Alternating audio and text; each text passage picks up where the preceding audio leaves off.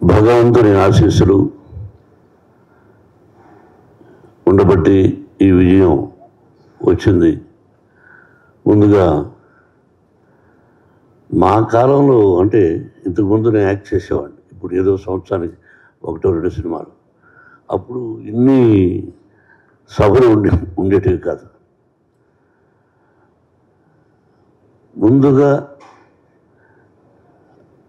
హృదయపూర్వక అభినందనలు తెలియజేయవలసింది నా అభిమానులకి. దాదాపు 50 సంవత్సరాలు నటుడిగా, విలన్గా ఉన్నప్పటి నుంచి నన్ను ప్రేమించే వ్యక్తులు ఏ రోజుకి ఒక హీరో చేసినా విలన్ చేసినా ఆ అభిమానులకి ముఖ్యంగా ఎంత రుణపడి ఉన్నానంటే, నా వంతు నేను ఏం చేస్తున్నదని ఆ అభిమానులకు తెలుసు.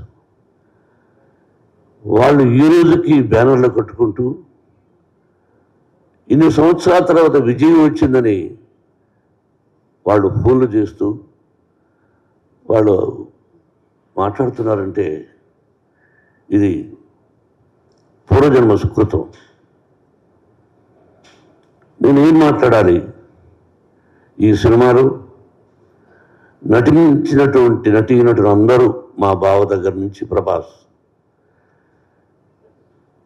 ప్రతి నటీనటులకు కాఫీ ఇచ్చే కుర్రవాడి దగ్గర నుంచి ప్రతి ఒక్కరికి, నా దర్శకుడికి, ఎవ్రీబడి, ఒక్కొక్క రచయితలకి, డైరెక్టర్ ఆఫ్ ఫోటోగ్రఫీ, ప్రతి ఒక్కరికి, అందరూ చిన్నవాడు కాబట్టి నాకు కూడా అందరికీ నా హృదయపూర్వక అభినందనలు. ఈ భగవంతుడి వరాన నా తల్లిదండ్రులను ఆశీర్వదించి నాకు జన్మనిచ్చినటువంటి నా తల్లిదండ్రులు, ఆ పరమేశ్వరుడి ఈ సినిమా తీయమని ఆజ్ఞాపించాడేమో, లేకపోతే నేను ఎంత మనం ఎంత.